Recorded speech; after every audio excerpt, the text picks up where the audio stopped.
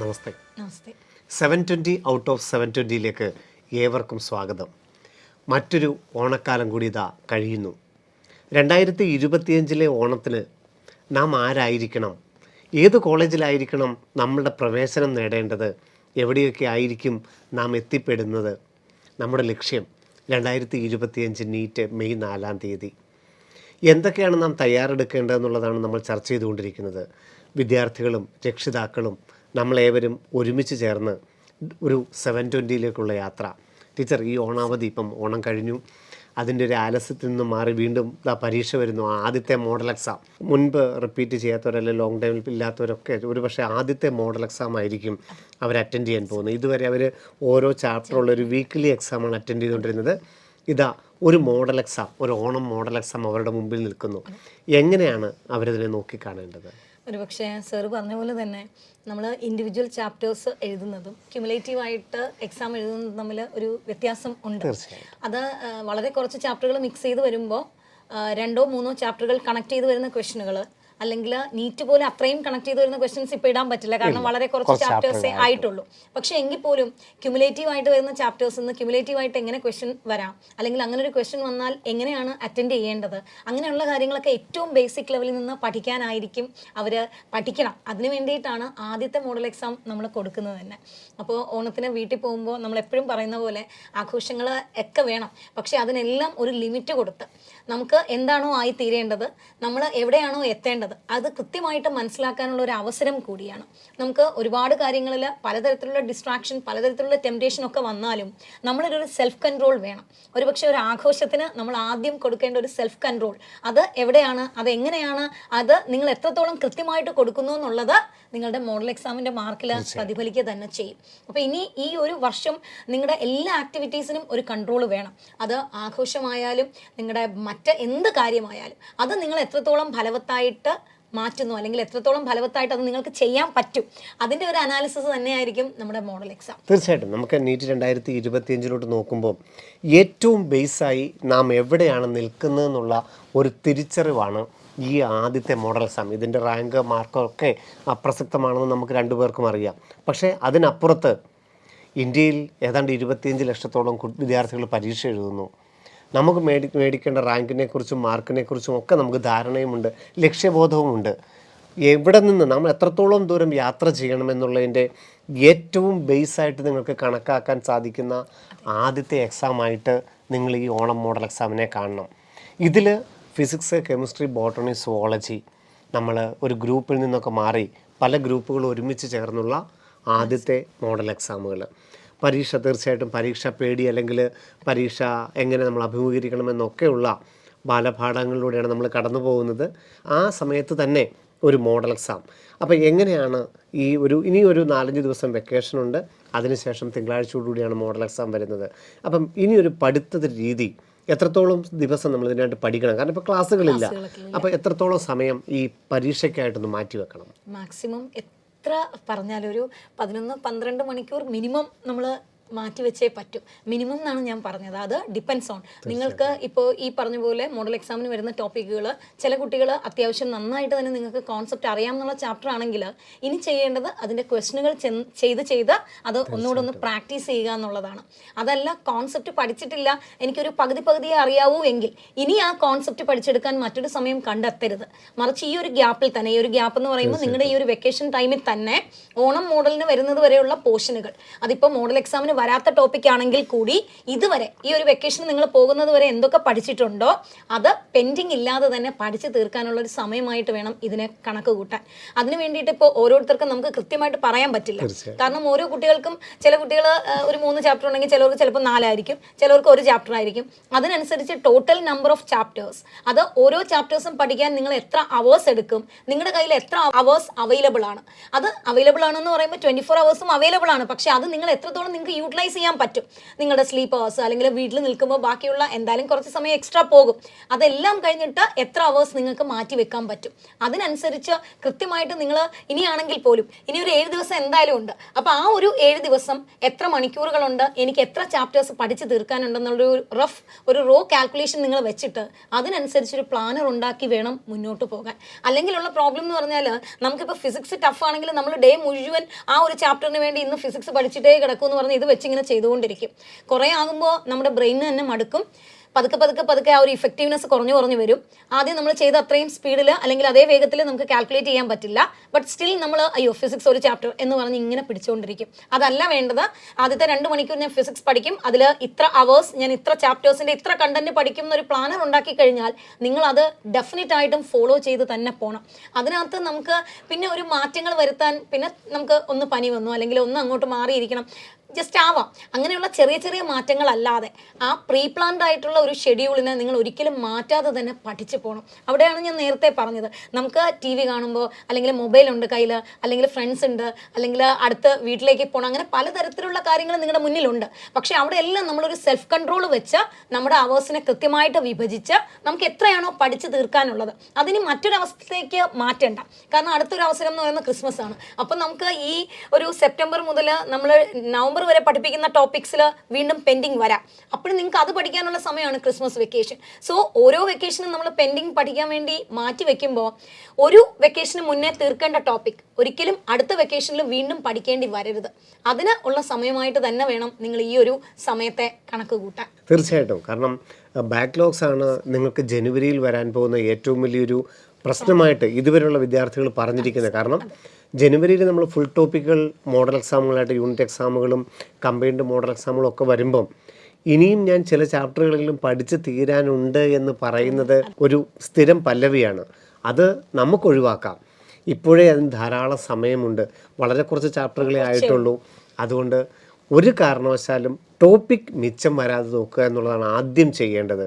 പിന്നെ ടീച്ചർ പറഞ്ഞതുപോലെ തന്നെ equal importance, physics, chemistry, botany, zoology equal importance കൊടുത്തേ മതിയാവൂ. അത് പഠിക്കുന്ന കാര്യത്തിലാണെങ്കിലും പരീക്ഷകൾ എഴുതി പ്രാക്ടീസ് ചെയ്യുന്ന കാര്യത്തിലാണെങ്കിലും NCERT വായിക്കുന്ന കാര്യത്തിലാണെങ്കിലും നിങ്ങൾ എല്ലാ ചോദ്യത്തിനും എല്ലാ ഉത്തരങ്ങൾക്കും തെറ്റിപ്പോയാലും ശരിയാണെങ്കിലും എല്ലാം ഒരേ മാർക്ക് തന്നെയാണ്. അതുകൊണ്ട് നമ്മുടെ പ്രാധാന്യം എല്ലാ വിഷയങ്ങൾക്കും എല്ലാ കാര്യങ്ങൾക്കും ഒരുപോലെ ആയിരിക്കണം ഇനിയുള്ള ഈ ഓണം മോഡലിന് തയ്യാറെടുക്കുമ്പോൾ പോലും. അതുകൊണ്ട് ബാക്ക്ലോഗ്സ്, അതായത് ടോപ്പിക് പെൻഡിങ് വരാൻ ഒരു കാരണവശാലും അനുവദിക്കരുത്. അതുപോലെ ഈക്വൽ ഇമ്പോർട്ടൻസ് ഇപ്പോഴേ കൊടുത്ത് പഠിക്കുക. പരീക്ഷ എഴുതേണ്ട രീതിയെക്കുറിച്ച് നമ്മൾ കഴിഞ്ഞ എപ്പിസോഡിൽ വളരെ വിശദമായിട്ട് നമ്മൾ പറയുകയും ചെയ്തിട്ടുണ്ട്. അപ്പോൾ ഈ ഓണം മോഡലിൽ നിങ്ങളുടെ ഒരു യാത്രയുടെ ഏറ്റവും ബേസായിട്ട് എടുത്തു കഴിഞ്ഞാൽ, ശരിക്കും ആത്മാർത്ഥമായിട്ട് വർക്ക് ചെയ്ത് കഴിഞ്ഞാൽ, ഇതൊരു ബേസായിട്ട് എടുത്തു കഴിഞ്ഞാൽ പിന്നീട് നിങ്ങൾക്ക് അവിടെ നിന്നുള്ള യാത്ര മതിയാകും. അതുകൊണ്ട് ഏറ്റവും ബേസായിട്ട് നിങ്ങൾക്ക് ഓണം മോഡൽ എക്സാം ദൂരം ഇപ്പൊ തന്നെ ഒന്ന് മുന്നോട്ട് പോവുകയാണ്. അവിടെ നിങ്ങൾ ബാക്കിലോട്ട് പോയാൽ ബാക്കിയുള്ള ആൾക്കാർ അത് താണ്ടുന്നവര് നിങ്ങളെക്കാളും വീണ്ടും അതിവേഗം എത്തിപ്പോകും. പിന്നെ ഇത്രയും ആൾക്കാരെ അത്രയും ദൂരം വീണ്ടും ഓടിക്കയറുക എന്ന് പറയുന്നത് എത്രത്തോളം ഡിഫിക്കൽറ്റി ഉണ്ട് എന്നുള്ളത് നിങ്ങൾക്ക് തന്നെ ചിന്തിച്ചാൽ മനസ്സിലാകും. കാരണം നമുക്കറിയാം, കഴിഞ്ഞ ഒരു 5 വർഷത്തെ കണക്കെടുത്ത് നോക്കിക്കഴിഞ്ഞാൽ എത്ര ലക്ഷം കുട്ടികൾ പരീക്ഷകൾ എഴുതിയാലും ആദ്യത്തെ ഒരു 25,000 റാങ്കിലെങ്കിലും എത്തിയാൽ നമ്മളൊരു കംഫർട്ട് സോണാണ്, അല്ലേ? തീർച്ചയായിട്ടും. അപ്പോൾ ആ 25,000-ത്തിലോട്ട് എത്തുക എന്നുള്ളതാണ് നമ്മൾ ആദ്യം ചെയ്യേണ്ട കാര്യങ്ങൾ. അതിനുശേഷമാണ് നാം കേരളത്തിലെ ഗവൺമെൻറ് കോളേജുകളിലേക്ക്, അതിനുശേഷം എയിംസ് പോലുള്ള കോളേജുകളിലേക്ക് നമുക്ക് ഓരോ പടിപടിയായിട്ട് കയറാൻ സാധിക്കുകയുള്ളൂ. ഇങ്ങനെയാണ് എല്ലാവരും. നമുക്ക് 720 കിട്ടിയ കുട്ടിയാണെങ്കിലും 10,000 കിട്ടിയ കുട്ടിയാണെങ്കിലും 25,000 കിട്ടിയ കുട്ടിയാണെങ്കിലും എല്ലാം ഈ ഒരു സ്റ്റെപ്പ് ബൈ സ്റ്റെപ്പിലൂടെ തന്നെയാണ് മുമ്പോട്ട് പോകേണ്ടത്. അതുകൊണ്ട് ഓണം മോഡൽ എക്സാമിനെ ഏറ്റവും ബേസായിട്ട് എടുത്തുകൊണ്ട് അവിടെ നിന്ന് വേണ്ട കറക്ഷൻസ് വരുത്താൻ നിങ്ങൾ ആത്മാർത്ഥമായി പ്രവർത്തിച്ചേ മതിയാവൂ. നേരെ മറിച്ച് മുമ്പ് ടീച്ചർ പറഞ്ഞതുപോലെ ഈ സമയത്തിനെ നിങ്ങൾ ഉപയോഗപ്പെടുത്തിയില്ലെങ്കിൽ, അല്ലെങ്കിൽ ഈ മോഡലിനെ നിങ്ങൾ ഉപയോഗപ്പെടുത്തിയില്ലെങ്കിൽ നാം എവിടെ നിന്ന് തുടങ്ങണം, എവിടെ എത്തി നിൽക്കുന്നു എന്നുള്ളതിനെക്കുറിച്ച് യാതൊരു അറിവും ഉണ്ടാവുകയില്ല. കാരണം വീണ്ടും നമുക്ക് അടുത്ത നവംബറിൽ അടുത്ത മോഡൽ എക്സാം വരെ നമ്മൾ കാത്തിരിക്കേണ്ടതായിട്ട് വരും. അതുകൊണ്ട് ഏറ്റവും സീരിയസ് ആയിട്ട് നിങ്ങൾ പഠനത്തിനെ സമീപിക്കേണ്ട സമയമായി എന്നുള്ള ഒരു അലാറമാണ് ഈ മോഡൽ എക്സാം. ബാക്ക്ലോഗ്സ് നമുക്ക് വരുമ്പോൾ എത്രത്തോളം വരണം എന്നുള്ളത് മറ്റൊരു മാറ്ററാണ്. നമുക്ക് ഒരു ചാപ്റ്റർ വന്നു പോയാൽ അത് പഠിച്ചെടുക്കാനുള്ള സമയവും 2 ചാപ്റ്റർ വരുമ്പോൾ അല്ലെങ്കിൽ 3 ചാപ്റ്റർ വരുമ്പോൾ എത്രത്തോളം സമയം ജാനുവരി പലപ്പോഴും നമ്മൾ കഴിഞ്ഞ കുറേ വർഷങ്ങളായിട്ട് നമ്മളെ അപ്രോച്ച് ചെയ്യുന്ന കുട്ടികൾ പറയുന്നത് ഒരു സാറ് പറഞ്ഞ പോലെ ഒരു ഡിസംബർ ജാനുവരി ആകുമ്പോഴാണ് എല്ലാവരും ബാക്ക്ലോഗ്സിനെ കുറിച്ച് കുറച്ച് ബോധേഡ് ആകുന്നത്. അപ്പോഴാണ് അയ്യോ എനിക്ക് ബാക്ക്ലോഗ്സ് ഉണ്ട്, ഇത്രയും ചാപ്റ്റർ പെൻഡിങ് ഉണ്ട്, ഇനി ഞാൻ എപ്പോൾ പഠിച്ച് തീരും എന്നൊരു ക്വസ്റ്റ്യൻ വരുന്നത്.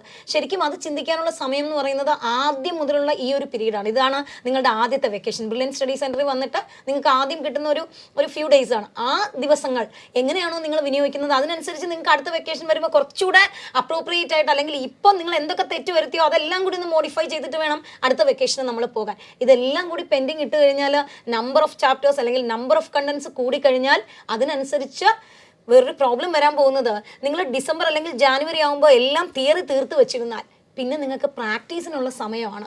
നേരെ മറിച്ച് ഇപ്പം നിങ്ങൾ കോൺസെപ്റ്റ് പഠിക്കാതെ തിയറി കംപ്ലീറ്റ് ചെയ്യാതിരുന്നാൽ മറ്റു കുട്ടികൾ, അതായത് പഠിച്ച് മുന്നേറിയ കുട്ടികൾ പ്രാക്ടീസ് ചെയ്യുന്ന സമയങ്ങളിലെല്ലാം തന്നെ നിങ്ങൾ കോൺസെപ്റ്റ് പഠിച്ചുകൊണ്ടേയിരിക്കും. അപ്പോൾ പ്രാക്ടീസിന് ഒരു കോമ്പറ്റേറ്റീവ് എക്സാമിനേഷന് എത്രത്തോളം ഇമ്പോർട്ടൻസ് ഉണ്ടെന്ന് ഞാൻ പറയാതെ തന്നെ അറിയാം. നിങ്ങൾക്ക് എല്ലാ ക്വസ്റ്റിനും ആൻസർ അറിയാമായിരിക്കും, പക്ഷേ ഏറ്റവും വേഗത്തിൽ ഏറ്റവും അപ്രോപ്രിയേറ്റ് ആയിട്ട് ആൻസർ ചെയ്യുന്ന ഒരാളിനാണ് റാങ്കിൽ ഏറ്റവും മുന്നിലെത്തുന്നത്.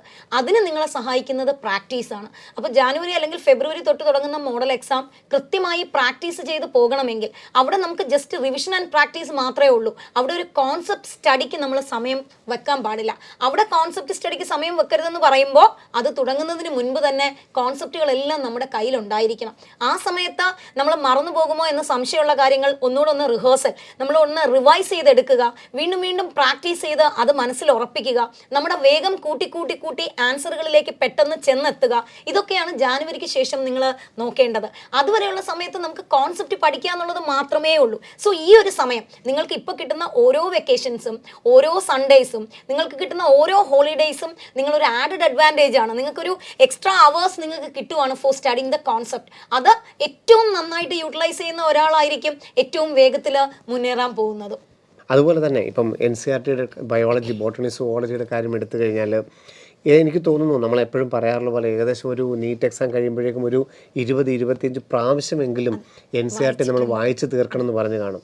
അങ്ങനെയാണെങ്കിൽ ഇപ്പോൾ നമ്മൾ ഒരു 2-3 പ്രാവശ്യം വായിക്കേണ്ട സമയമായിരിക്കുന്നു. നിങ്ങൾ ഓരോരുത്തരും ഒന്ന് അനലൈസ് ചെയ്യുക. ബോട്ടണി, സുവോളജിയിൽ 360-ൽ 360 എല്ലാം നമുക്കറിയാം, വളരെ സിമ്പിളായിട്ടുള്ള, വളരെ ഡയറക്റ്റായിട്ട് കിട്ടുന്ന. ഇനി അതല്ല അസേഷൻ റീസൺ ആണെങ്കിലും സ്റ്റേറ്റ്മെൻറ്റ് ലെവൽ ആണെങ്കിലും ഒക്കെ നമുക്കൊന്ന് ഇരുത്തി ചിന്തിച്ചാൽ പഠിച്ചാൽ കിട്ടുന്ന ചോദ്യങ്ങളാണ് എല്ലാം. ഉറപ്പുണ്ട് ഇനിയും അതുതന്നെ ആയിരിക്കും. അങ്ങനെയാണെങ്കിൽ നാം എത്ര പ്രാവശ്യം വായിച്ചു കഴിഞ്ഞു, നാം പഠിച്ച ചാപ്റ്ററുകൾ എത്രത്തോളം വായിച്ചു കഴിഞ്ഞിരിക്കുന്നു? ടീച്ചർ, ബോട്ടണി, സുവോളജിയെ ഇതുവരെയുള്ള ഈ ഒരു 3 മാസത്തെ കാലത്തെ പഠിത്തം എങ്ങനെയാണ് ഇവർ അനലൈസ് ചെയ്യുന്നത്? എനിക്ക് കുറച്ച് സങ്കടത്തോടെയാണ് കാര്യങ്ങൾ ഇപ്പോഴും പറയാനുള്ളത്. കാരണം കഴിഞ്ഞ ഒരു ദിവസം പോലും ഒരു കുട്ടി ഒരു സംശയം ചോദിക്കാൻ വന്നപ്പോൾ അയാൾ എന്നോട് പറഞ്ഞത് ബോട്ടണി സുവോളജിയും ഞാൻ മാറ്റി വെച്ചിരിക്കുകയാണ്, കാരണം കെമിസ്ട്രി ഒരു ചാപ്റ്റർ 16 മണിക്കൂർ ഓൺലൈൻ ക്ലാസ് കാണണം. അപ്പോൾ അതിന് വേണ്ടിയിട്ട് ഞാൻ ഇപ്പോൾ കെമിസ്ട്രിയാണ് കണ്ടുകൊണ്ടിരിക്കുന്നത്. അപ്പോൾ ഞാൻ ചോദിച്ചു, മോളെ ഇപ്പോൾ ബോട്ടണി സുവോളജി അതെനിക്കൊന്ന് വായിച്ചാൽ മതി. പക്ഷേ അവിടെയാണ് നമ്മൾ മനസ്സിലാക്കാത്ത ഏറ്റവും വലിയൊരു ഡിഫിക്കൽട്ടായിട്ടുള്ള, നമ്മൾ ആ പറയുമ്പോൾ എന്തുകൊണ്ടാണ് കുഞ്ഞുങ്ങൾ ആ ഒരു സെൻസിൽ അത് മനസ്സിലാക്കാത്തതെന്ന് ഓർക്കുമ്പോൾ നമുക്കൊരു വിഷമമുണ്ട്. കാരണം ഇപ്പോൾ എപ്പോഴും പറയുന്നില്ല, മാത്സ് ഫിസിക്സ് ഡിഫിക്കൽട്ട് ആയിരിക്കാം, ചിലപ്പോൾ നമുക്കൊരു മാത്തമാറ്റിക്കൽ ബേസ് ഇല്ലാത്തതുകൊണ്ട് നമുക്ക് കുറച്ച് ഡിഫിക്കൽട്ടായിട്ട് തോന്നാം. പിന്നെ ഓർഗാനിക് ഒക്കെ വരുമ്പോൾ ഒരുപാട് കോമ്പൗണ്ട്സ് ഒക്കെ ഓർത്തിരിക്കാൻ പ്രയാസമുണ്ടോ, ഒക്കെ ശരിയാണ്. പക്ഷേ എങ്കിൽ പോലും ബയോളജിയുടെ ഏറ്റവും വലിയൊരു പ്രോബ്ലവും അത് തന്നെയാണ്. ഒരു സെൻറ്റൻസ് വായിക്കുമ്പോൾ നമുക്ക് പെട്ടെന്ന് അത് അറിയാം എന്ന് തോന്നും. പക്ഷേ ഈ അറിയാം എന്ന് തോന്നിയ ഒരു സെൻറ്റൻസ് ഒരു ക്വസ്റ്റ്യനിലേക്ക് വരുമ്പോൾ, പ്രത്യേകിച്ചും ഒരു സ്റ്റേറ്റ്മെന്റ് ലെവൽ ക്വസ്റ്റ്യൻ അല്ലെങ്കിൽ ഒരു അസേഷൻ റീസണിലേക്ക് വരുമ്പോൾ അയ്യോ ഇതെന്താണ് എന്ന് ആലോചിക്കുന്നവരാണ് പലരും. അത് ഒഴിവാക്കണമെങ്കിൽ വേർഡ് ബൈ വേർഡ്, എപ്പോഴും പറയും പോലെ വേർഡ് ബൈ വേർഡ് വായിക്കുക എന്നുള്ളതല്ല, ഓരോ സെൻറ്റൻസിലും എന്താണ് ഒളിഞ്ഞിരിക്കുന്നത്, ഒരു സെൻറ്റൻസിൽ ഒളിഞ്ഞിരിക്കുന്ന ഒരു കോൺസെപ്റ്റ് അല്ലെങ്കിൽ ഒരു മീനിങ് ഉണ്ട്, അതെന്താണെന്ന് മനസ്സിലാക്കുക എന്നുള്ളതാണ്. അത് നിങ്ങൾ ഈ പറയുന്ന പോലെ ഒറ്റ വായനയിൽ എനിക്ക് ബയോളജി കയറാം എന്ന് വിചാരിക്കുന്നത് പോലെ അല്ല. അതൊരു തികച്ചും മണ്ടനായിട്ടുള്ള ഒരു തീരുമാനമാണെന്ന് പറയേണ്ടി വരും. കാരണം അത് ഇപ്പോൾ ഈ അടുത്ത സമയത്ത് എനിക്ക് തോന്നുന്നു മോഡൽ എക്സാമിൻ്റെ സമയത്ത് പോലും എന്നെ അപ്രോച്ച് ചെയ്ത കുറേ കുട്ടികൾ ഞാൻ ഫിസിക്സും കെമിസ്ട്രിയിലാണ് ഇപ്പോൾ കോൺസെൻട്രേറ്റ് ചെയ്യുന്നത്, കാരണം ബയോളജി ഒന്ന് വായിച്ചാൽ മതി, ഒന്ന് വായിച്ചാൽ പോരാ. ഫിസിക്സും കെമിസ്ട്രി അതുപോലെ തന്നെ നിങ്ങളൊന്ന് ആലോചിച്ച് നോക്കുക, അന്ന് രാവിലെ ഞാൻ ചെയ്താൽ മതി എന്ന് പറയുന്നത് എന്ത് മണ്ടത്തരമായിരിക്കും. ബയോളജിയും അതുപോലെയാണ്. ബയോളജിയുടെ കാര്യം ഏറ്റവും വലിയൊരു കാര്യം സെന്റൻസുകളാണ്. എത്രയോ സെന്റൻസുകൾ നമ്മൾ ഓർത്ത് വെക്കണം. എന്തോ കാര്യങ്ങൾ നമ്മൾ ഓർത്ത് വെച്ചാലേ നമുക്ക് എഴുതാൻ പറ്റും. അപ്പം അത്രയും കാര്യങ്ങൾ ഓർത്ത് വെക്കുക റിപ്പീറ്റഡ് റീഡിങ് വരുന്ന കാര്യമാണ്. ഒരുപക്ഷെ ഫിസിക്സ് ആണ് എനിക്ക് തോന്നുന്നത് കുറച്ചുകൂടെ നമുക്ക് ഓർത്തിരിക്കാൻ എളുപ്പം. കാരണം കോൺസെപ്റ്റ് നമുക്ക് അറിയാമെങ്കിൽ, ഒരു ഫോമുല നമുക്ക് അറിയാമെങ്കിൽ അത് ഇന്റർപ്രറ്റ് ചെയ്ത് എഴുതാൻ നമുക്ക് പറ്റും. നേരെ മറിച്ച് ബയോളജി അങ്ങനെയല്ല. ഇത് മുഴുവൻ, ഈ കോണ്ടന്റുകൾ മുഴുവൻ നമ്മുടെ തലയ്ക്കുള്ളിൽ ഇരിക്കുകയും ഒരു ക്വസ്റ്റ്യൻ വരുമ്പോൾ ഈ സ്റ്റേറ്റ്മെന്റ് എന്താണ്, എവിടെ നിന്നാണെന്ന് ആലോചിച്ചത് എഴുതുകയും വേണം. അപ്പൊ അതുകൊണ്ട് തന്നെ എത്ര പ്രാവശ്യം നിങ്ങൾ ആ സെന്റൻസുകളിലൂടെ കടന്നു പോകുന്നോ അത്രയും പ്രാവശ്യം ഞാൻ എന്താണ് വായിച്ചത്, എനിക്ക് എന്തറിയാം എന്ന് നിങ്ങൾ നിങ്ങളോട് തന്നെ ചോദിക്കണം. ഓരോ സെന്റൻസിൽ നിന്നും എത്രയോ ക്വസ്റ്റ്യൻ വരാനുള്ള പോസിബിലിറ്റി ഉണ്ടെന്നും ആ സെന്റൻസിൽ നിന്ന് വരുന്ന എല്ലാ ക്വസ്റ്റ്യനും ഞാൻ എഴുതുമെന്നും നിങ്ങൾക്ക് ഉറപ്പിച്ച് പറയാൻ കഴിയണം. എവിടേക്കോ എനിക്ക് എന്തൊക്കെയോ അറിയാം, ഒരു മെസ്സിങ്, അങ്ങനെയൊന്നും അല്ല. ഓരോ സെന്റൻസും ഓരോ ചാപ്റ്ററും ഓരോ കോൺസെപ്റ്റും അതിൽ നിന്ന് എത്ര ക്വസ്റ്റ്യൻ എങ്ങനെ വന്നാലും ഞാൻ എഴുതും. അത് ഫിസിക്സ് ആയാലും എഴുതിയേ പറ്റൂ, കെമിസ്ട്രി ആയാലും എഴുതിയേ പറ്റൂ, ബയോളജി ആയാലും എഴുതിയേ പറ്റൂ. ബോട്ടണി സുവോളജിയുടെ കാര്യത്തിൽ പ്രത്യേകിച്ച് ഇപ്പോൾ ഒരു 4 ചാപ്റ്റർ ഉണ്ടെങ്കിൽ ഈ 4 ചാപ്റ്റർ നിങ്ങൾ ഇപ്പം തന്നെ ഓൾറെഡി ഒരു 5 പ്രാവശ്യം വായിച്ചിട്ടുണ്ടെങ്കിൽ ഇനി വായിക്കുമ്പോൾ അത്രയും കൂടെ നിങ്ങൾക്ക് ആ കണ്ടന്റുകൾ തറവാണ്. നേരെ മറിച്ച് നിങ്ങൾ അത് മാറ്റിവെച്ച് പരീക്ഷയുടെ തലേ ദിവസം വായിച്ച് കയറാം എന്ന് വിചാരിച്ചാൽ ഡെഫിനറ്റ് ആയിട്ടും അവിടെയാണ് നമുക്ക് ഈ കൺഫ്യൂഷൻസ് വന്നു പോകുന്നത്. തീർച്ചയായിട്ടും സർ, ചിലപ്പോൾ മേ ബി ബൈ ലക്കിൽ നമുക്ക് നമ്മളൊന്ന് വായിച്ചു ചിലപ്പോൾ കിട്ടിയേക്കാം, നിങ്ങൾക്ക് അങ്ങനെ ഒരു എക്സ്പീരിയൻസും കാണും. പക്ഷേ ഒരു കോമ്പറ്റീറ്റീവ് എക്സാമിനേഷനിൽ, പ്രത്യേകിച്ച് ഇത്രയും കുട്ടികൾ പാർട്ടിസിപ്പേറ്റ് ചെയ്യുന്ന ഇത്രയും കോമ്പറ്റീറ്റീവ് ആയിട്ടുള്ള ഒരു എക്സാമിനേഷനിൽ ഞാൻ പെട്ടെന്ന് വായിച്ച് എഴുതാം, കുഴപ്പമില്ല എന്നൊരു സിമ്പിൾ ആറ്റിറ്റ്യൂഡ് അത് ബയോളജിയോട് വേണ്ട. ബയോളജിയോടൊന്നല്ല, ഒരു സബ്ജക്റ്റിനോടും വേണ്ട. പക്ഷെ എനിക്ക് തോന്നിയിട്ടുള്ളത് കമ്പാരിറ്റീവ്ലി ഫിസിക്സിനേക്കാളും കെമിസ്ട്രിയേക്കാളും എല്ലാവർക്കും ആ ഒരു ഈസി അപ്രോച്ച് ബയോളജിയോടാണ്. പക്ഷെ നിങ്ങൾക്ക് തന്നെ അറിയാം, പ്രീവിയസ് ഇയേഴ്സ് ക്വസ്റ്റ്യൻസ് ഒക്കെ എടുത്താൽ ഏറ്റവും കൂടുതൽ ഹൈ മാർക്സ് വാങ്ങിക്കുന്ന കുട്ടികളെ പോലും കൺഫ്യൂസ് ചെയ്തിരിക്കുന്നത് ബയോളജിയാണ്. അപ്പൊ അവിടെ അതിന് എത്രത്തോളം ഇമ്പോർട്ടൻസ് ഉണ്ട്, ഓരോ ലൈനിനും എത്രത്തോളം ഇമ്പോർട്ടൻസ് ഉണ്ട്, ഓരോ വേർഡിനും എത്രത്തോളം ഇമ്പോർട്ടൻസ് ഉണ്ട് എന്നുള്ളത് നിങ്ങൾ തന്നെ മനസ്സിലാക്കണം. തീർച്ചയായിട്ടും. ഇപ്പം ഈ നമുക്കറിയാം, നമ്മൾ പറഞ്ഞതുപോലെ തന്നെ നമുക്ക് ഈ ഈസിനെസ് ആണ് നമുക്ക് നെഗറ്റീവ് മാർക്കിങ്ങിലോട്ട് നമുക്ക് കൂടുതൽ കൊണ്ടുപോകുന്നത്. കാരണം ഈ വായിച്ചു കഴിഞ്ഞു കഴിഞ്ഞാൽ നമുക്ക് 4 ചോയ്സുകളും ഏറ്റവും കമ്പാരിറ്റീവ്ലി സിമിലർ ആണെന്ന് തോന്നുന്നതും അറിയാവുന്നതും തോന്നുന്നതും സമയം ലാഭിക്കാൻ, കാരണം ഫിസിക്സിനും കെമിസ്ട്രിക്കും കൂടുതൽ സമയം കൊടുക്കുവാൻ വേണ്ടിയിട്ട് നമ്മളിവിടെ ഒരു സ്പീഡ് കൂട്ടുന്നതൊക്കെ ഒരു പക്ഷേ ഈ ബോട്ടണി സുവോളജിയിൽ നമ്മൾ ചെയ്യും. അപ്പോൾ സ്വാഭാവികമായിട്ടും നമുക്ക് നെഗറ്റീവുകൾ കൂടാനുള്ള സാധ്യതയുണ്ട്. തിരിച്ച് മാർക്ക് ചെയ്ത് കഴിഞ്ഞിട്ട് എക്സാം കഴിഞ്ഞിട്ട് ഏറ്റവും അധികം പരിതപിക്കുന്നതും ഈ ഒരു വിഷയത്തിലാണ്. കാരണം നമുക്ക് ഏറ്റവും സിമ്പിളായിട്ടുള്ളത് നമ്മൾ തെറ്റിക്കുമ്പോഴാണ് നമുക്ക് ഏറ്റവും അധികം നമ്മളോട് തന്നെ ഉള്ളൊരു സങ്കടം തോന്നുന്നത്. അതുപോലെ തന്നെ നമുക്കിപ്പോൾ ഒരു 5 മാർക്കിൻ്റെ വില, അതൊരു പക്ഷേ ഇപ്പം നിങ്ങൾക്കത് മനസ്സിലാവില്ലെങ്കിൽ നീറ്റ് 2024 എഴുതി 655 മാർക്ക് കിട്ടി, ആ ഒരു ക്വസ്റ്റ്യൻ ഡ്രോപ്പ് ചെയ്തപ്പോൾ 650 മാർക്കിലോട്ട് പോയ വ്യക്തികളോട് ചോദിച്ചു കഴിഞ്ഞാൽ ആ ഒരു മാർക്കിൻ്റെ വിലയെക്കുറിച്ച് അറിയാം. അവർ ഗവൺമെൻറ് സെക്ടറിൽ ഏറ്റവും സേഫായിട്ട് നിന്നിരുന്ന ഒരു റാങ്കിൽ നിന്ന് ഗവൺമെൻറ് സെക്ടറിൽ എങ്ങും സീറ്റ് കിട്ടാൻ സാധ്യതയില്ലാത്ത മറ്റൊരു സെക്ടറിലോട്ട് ലക്ഷങ്ങൾ വിലമതിക്കുന്ന മറ്റൊരു സീറ്റിലോട്ട് പോകേണ്ട ആ ഒരു കട്ട് ഓഫ് മാർക്കിൻ്റെയൊക്കെ അടുത്ത് വരുമ്പോഴാണ് നമുക്ക് വളരെ സിമ്പിളായിട്ട് ചെയ്യാമായിരുന്ന, പഠിക്കാമായിരുന്ന, വായിച്ചു കഴിഞ്ഞാൽ കിട്ടുമായിരുന്ന ഓരോ ചോദ്യത്തിൻ്റെയും ഒരു മാർക്കിൻ്റെ വില നമ്മൾ തിരിച്ചറിയുന്നത്. അതുകൊണ്ട് ഇപ്പോഴേ നമുക്ക് തയ്യാറെടുക്കാൻ ധാരാളം സമയമുണ്ട്. എവിടെയൊക്കെയാണ് നമ്മളുടെ കറക്ഷൻസ് വേണ്ടത്, നമ്മളുടെ ശ്രദ്ധ, ഏകാഗ്രത. കാരണം നീറ്റ് 2024 നിങ്ങൾ കൃത്യമായി വിലയിരുത്തി കഴിഞ്ഞാൽ പഠിത്തം, പരീക്ഷ എഴുതിയുള്ള പ്രാക്ടീസിനോടൊപ്പം തന്നെ ആ ഒരു ദിവസത്തെ 2025 മെയ് 4 എന്ന് പറയുന്ന ആ ഒരു ദിവസത്തെ നിങ്ങളുടെ കോൺഫിഡൻസിന്, നിങ്ങളുടെ ധൈര്യത്തിന്, നിങ്ങളുടെ മനോഭാവത്തിന് വളരെയധികം വിലയുണ്ട്. അത് ആ ഒരു ദിവസം രാവിലെ സൂര്യൻ ഉദിക്കുമ്പോൾ ഉണ്ടാകേണ്ടതുമല്ല. നാം അത് ഇന്നു മുതൽ പ്രാക്ടീസ് ചെയ്യണമെങ്കിൽ ഇതാ നിങ്ങളുടെ ആദ്യത്തെ അവസരമാണ് ഈ Onam model exam. First model exam എഴുതാൻ വരുമ്പോൾ തൊട്ട് നിങ്ങൾ നീറ്റ് എഴുതാൻ വരുന്ന പോലെ വേണം വരാൻ. നിങ്ങൾ ക്ലാസ്സിലേക്ക് കയറുന്ന ആ ഒരു സമയം തൊട്ട് ക്ലാസ്സിലിരിക്കുന്ന ആ കൂൾ ഓഫ് ടൈം ഉൾപ്പെടെ, ക്വസ്റ്റ്യൻ കയ്യിൽ കിട്ടുന്നു അത് പൊട്ടിക്കുന്ന സമയം ഉൾപ്പെടെ നിങ്ങൾ എങ്ങനെ ഓരോ ക്വസ്റ്റ്യനെയും വിലയിരുത്തുന്നു, എങ്ങനെയാണ് നിങ്ങളത് മറിച്ച് നോക്കുന്നത്, എങ്ങനെ വായിച്ചു നോക്കുന്നു, ഡിഫിക്കൽട്ടി ലെവലിൽ ഒരു ക്വസ്റ്റ്യൻ കണ്ടാൽ 1 മിനിറ്റിൽ കൂടുതൽ എടുക്കുമ്പോൾ അത് വിട്ടുമാറി അടുത്ത ക്വസ്റ്റ്യൻ ചെയ്തിട്ട് തിരിച്ചു വരാം എന്നുള്ള ഒരു ബോധം, എല്ലാ ക്വസ്റ്റ്യനുകളിലൂടെയും കടന്നു പോകുവാനുള്ള ആ ഒരു മനസാന്നിധ്യം, അങ്ങനെ എല്ലാ കാര്യങ്ങളും ശരിക്കും പറഞ്ഞാൽ പരീക്ഷ എഴുതുമ്പോൾ നമ്മൾ ആ പരീക്ഷാ ഹാളിൽ ചെന്ന് എങ്ങനെയാണോ ആ ദിവസം പെരുമാറുന്നത് അത് ഏറ്റവും ആദ്യം ഫസ്റ്റ് നിങ്ങളുടെ നല്ലൊരു ബിഗിനിങ്, നല്ലൊരു തുടക്കം ആകണം. ആ തുടക്കം ഏറ്റവും നന്നായിട്ട് തുടങ്ങിക്കഴിഞ്ഞാൽ നിങ്ങൾക്കും നിങ്ങളുടെ കോൺഫിഡൻസ് കൂട്ടാൻ പറ്റും.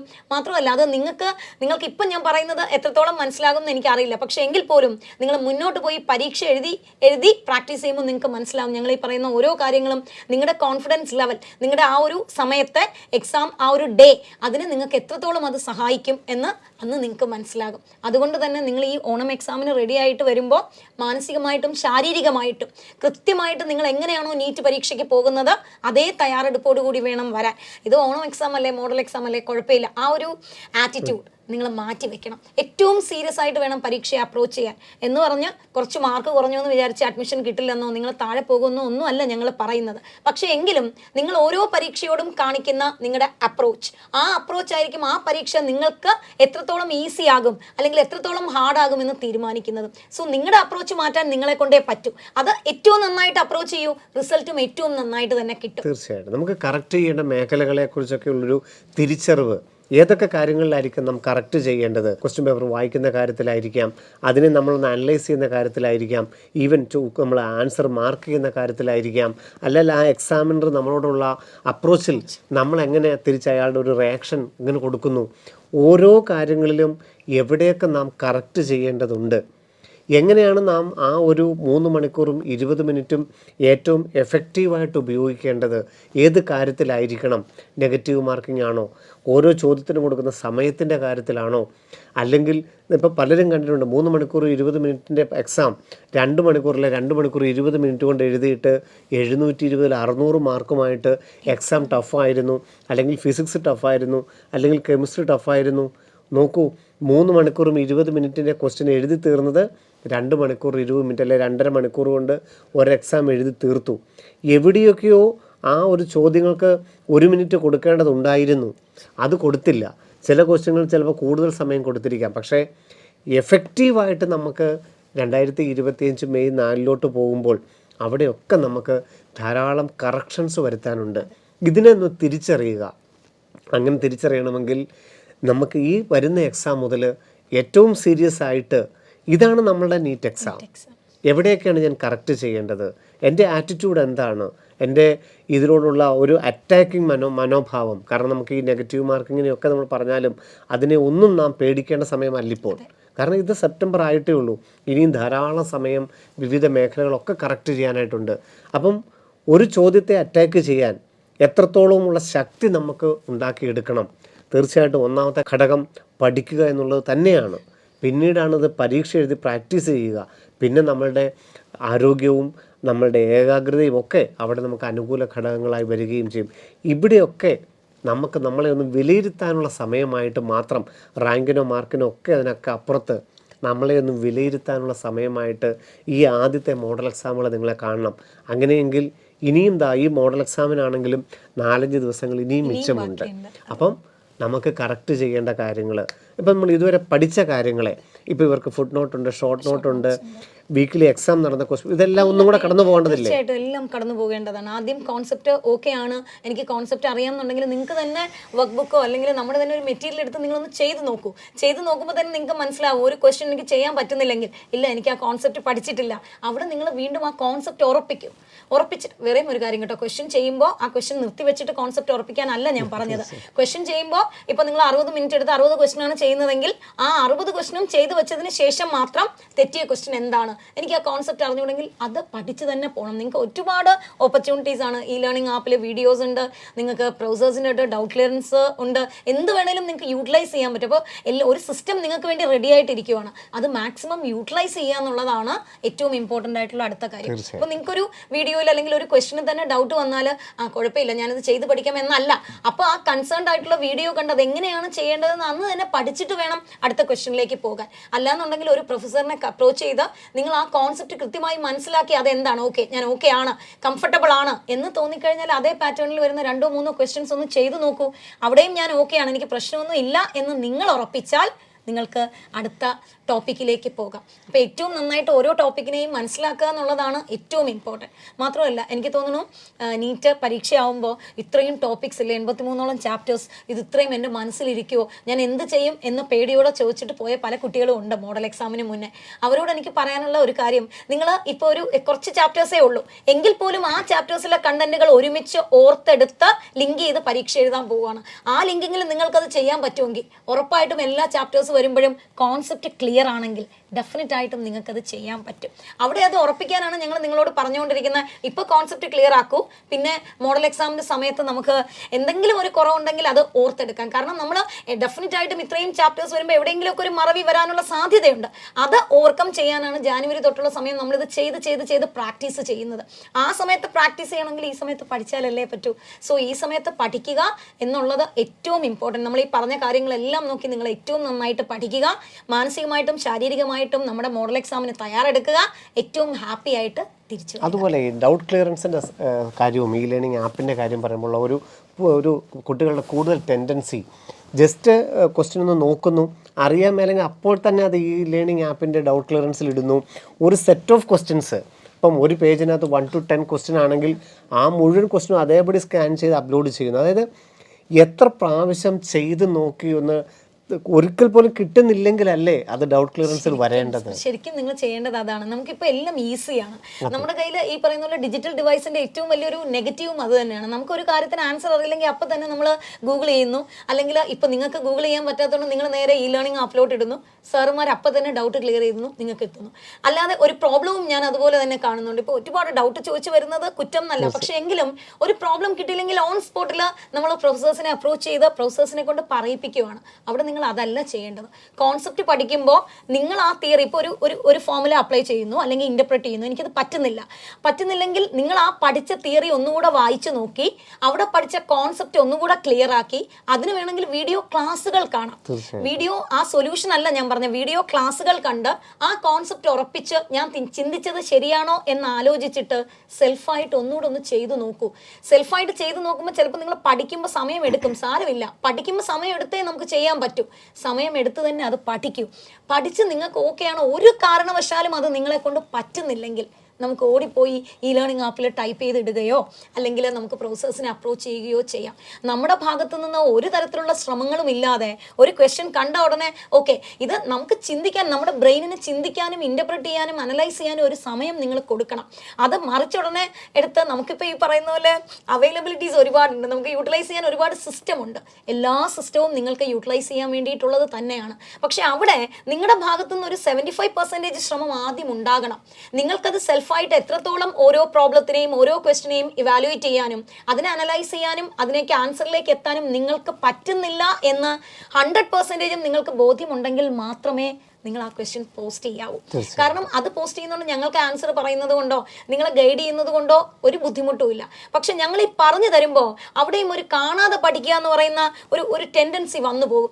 നിങ്ങൾക്കൊരു ക്വസ്റ്റ്യനെ എങ്ങനെ, കാരണം ഈ പറയുന്ന ക്വസ്റ്റ്യൻ അതുപോലെ ചിലപ്പം നീറ്റിന് വരണം എന്നില്ല. സോ വേറൊരു തരത്തിലൊരു ക്വസ്റ്റ്യൻ വന്നാൽ ഈ ക്വസ്റ്റ്യനെ എങ്ങനെയാണ് ഞാൻ ഇന്റർപ്രറ്റ് ചെയ്യേണ്ടത്, എങ്ങനെയാണ് എൻ്റെ ബ്രെയിൻ ആ സമയത്ത് തിങ്ക് ചെയ്യേണ്ടതെന്ന് നിങ്ങൾക്ക് അറിയണം.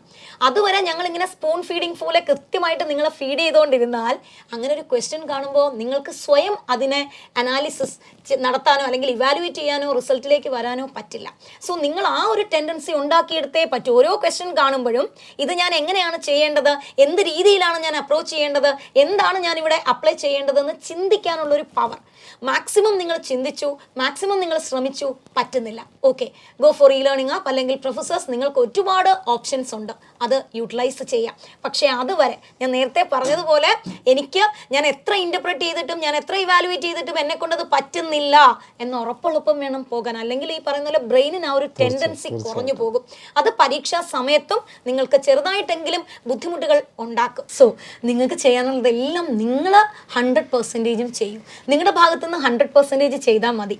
ബാക്കി ഫുൾ 100% ഞങ്ങളും ചെയ്യും. അപ്പോൾ 100+100 200 ആകൂലെന്നായിരിക്കും അവർ ചോദിക്കുന്നത്. അത് തന്നെ വേണം. നമുക്ക് അത്രയും എഫേർട്ട് നമ്മൾ എടുത്താലേ നമുക്ക് നല്ലൊരു വിജയത്തിൽ എത്താൻ പറ്റൂ. പിന്നെ വേറെയും ഒരു കാര്യമുണ്ട് കേട്ടോ. ഇപ്പോൾ കുറേ നാൾ വീട്ടിൽ നിന്നൊക്കെ മാറി നമ്മുടെ സിസ്റ്റവുമായിട്ട് ഒന്ന് അഡാപ്റ്റ് ചെയ്ത് ഓക്കെ ആയിട്ട് വന്ന സമയത്താണ് ഓണം വന്നതും തിരിച്ച് നമ്മൾ അമ്മയുടെ അടുത്ത് പോയി അമ്മയുടെ ഭക്ഷണമൊക്കെ കഴിച്ച് അമ്മയുടെ സ്നേഹ സാന്നിധ്യമൊക്കെ അനുഭവിച്ചിട്ട് തിരിച്ചു വരുന്നത്. അപ്പോൾ ചിലർക്കെങ്കിലും ഒരു ഹോം സിക്നെസ് ഒക്കെ വരാനുള്ള സാധ്യതയുണ്ട്. അപ്പോൾ അതൊന്നും വേണ്ട.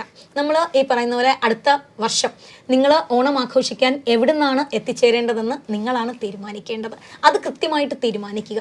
അവിടെ സാക്രിഫൈസുകൾ വേണം. അതിന് റെഡിയായി മാനസികമായി തയ്യാറെടുത്ത് എല്ലാ ആഘോഷങ്ങളെയും മാറ്റിവെച്ച് മോഡൽ എക്സാം എഴുതാൻ റെഡിയായിട്ട് എല്ലാവരും ഇങ്ങ് പോന്നേക്കും കേട്ടോ. ഞങ്ങൾ ബ്രില്യൻ കുടുംബാംഗങ്ങൾ നിങ്ങളെയും കാത്ത് ഇവിടെയുണ്ട്. ബൈ. എൻട്രൻസ് സംബന്ധമായ വാർത്തകളും അപ്ഡേഷനുകളും ഏറ്റവും വേഗം ആധികാരികമായി അറിയാൻ ബ്രില്യൻ സ്റ്റഡി സെന്റർ പാല യൂട്യൂബ് ചാനൽ സബ്സ്ക്രൈബ് ചെയ്യുക. ബെൽ ഐക്കൺ അമർത്തുക. ഈ വീഡിയോ മറ്റ് സുഹൃത്തുക്കളിലേക്കും ഷെയർ ചെയ്ത് നൽകുക.